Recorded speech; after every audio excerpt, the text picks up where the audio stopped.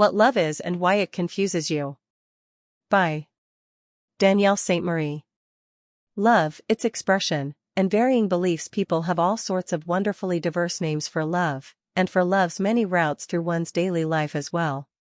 God is spoken of with some kind of adventitious surety, as though one stumbled upon the answers to the entire universe by way of handed-down folk tales through their human lineage that came backed by a mighty and mythical, "God has spoken through me," type of revelation. One often experiences miraculous happenings and help from some sort of personified, invisible God and angels, and she or he experiences oppression and trials from demons, when this type of belief is deeply, reverently held. Because of these beliefs, and because of the powerful experiences we have throughout life that help to confirm what we believe, we will often find ample evidence in our lives to help us in whatever we wish to see.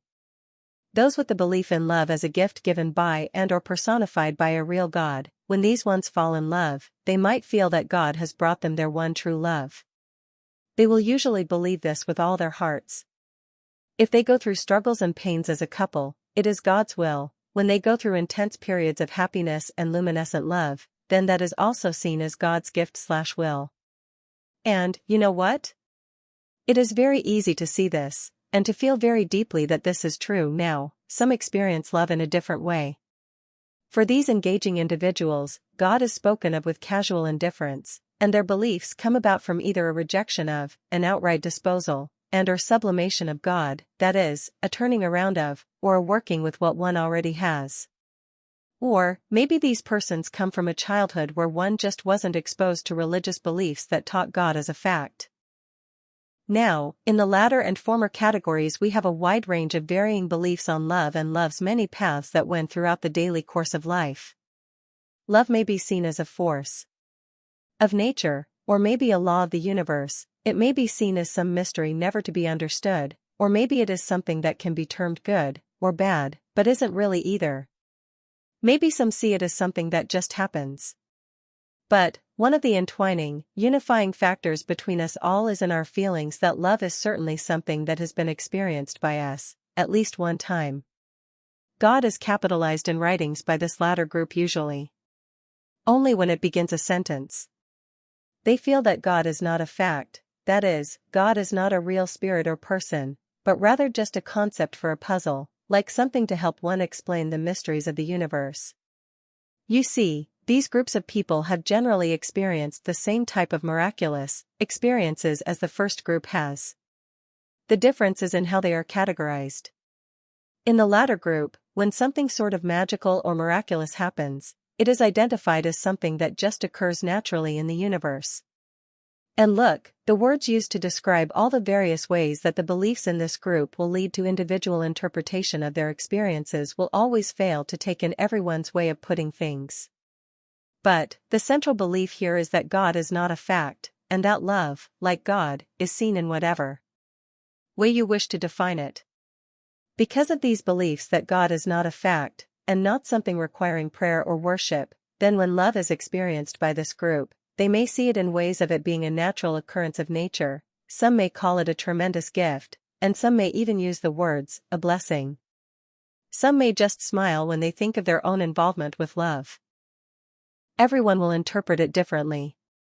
There are so many other subcategories of each group, that the variations are astounding. But, what amazes me the most is that we all experience this type of feeling, that is to say, love, at some point in our lives. Love does not have to be experienced only as the feelings of a person for another person, it can also be the love for a pet, a hobby, an art, a skill, or something else. It seems to be nearly the same experience in its intensity and yet varies wildly in its interpretation. Love, like so many other things on this planet and in this universe, is a strange thing indeed. Now, I am a woman who has experienced both realms of belief. I began life learning to embody the principles of seeing God as a fact, and, here in midlife, have now come to believe in God as not a fact and yet still a fact, an idea, and or maybe a fundamental law of the universe of some sort. I also believe that everything I just said is inherently unbelievable, which is the only way I can believe in it in the first place. There is no fact that led me to believe in any fact. Now, that gets complicated to understand, I know. So, let me put it like this: when I was younger, I saw all the miraculous happenings of my life as coming from God. I really believed this with all my heart, and I prayed anywhere from once to 40 or more times a day. It depended largely on how my day was going. Some days I was so shining with happiness over my connection to God that I would pray 100 times just to talk and say thank you to Him. But what caused me to go on a search for what this being was that I was communicating with was a simple conversation with a friend's mother that I had when I was 16. It was a conversation that challenged my religious beliefs and one which led me to challenge other ideas as well, which subsequently led me to spend my early 30s in life challenging beliefs of any and all types. Now, for the purposes of this article, I am not going to expound on what the beliefs were that challenged me that day when I was 16, because the purpose of this article is to get us thinking about love and how we interpret life, and not to become self-indulgent. I will put all those other details about my life in my autobiography. But the point is that my interpretations of those miraculous events changed throughout my life. I still have the same events happening to me, I just see them differently than I used to, and that's all. I no longer mentally pray, as I consider my entire life as a sort of walking prayer, like something that is in union with the natural world because I am in union with my authenticity, and I no longer have a belief in a personal God. 2. Me, God is a symbol for the mysteries of life, and also not just that, and my beliefs extended beyond the God as fact idea and onto the God as symbol for mystery ideas. So, when amazing things happen to me in my life, I just sort of nod and acknowledge a rich life of deep wonder. I don't need to have any other explanation for it. Life is just amazing. And this thought that life is amazing is another idea on which I can probably get a huge worldwide agreement about. Wouldn't you say your life is, at least, interesting on some level? Might you say it was amazing, if you thought in a deeply objective, honest, introspective way, and not be self-deprecating? But then we get back to one of the original points of this article. Isn't what I believe now simply another stop in life, another point to be stumbled by?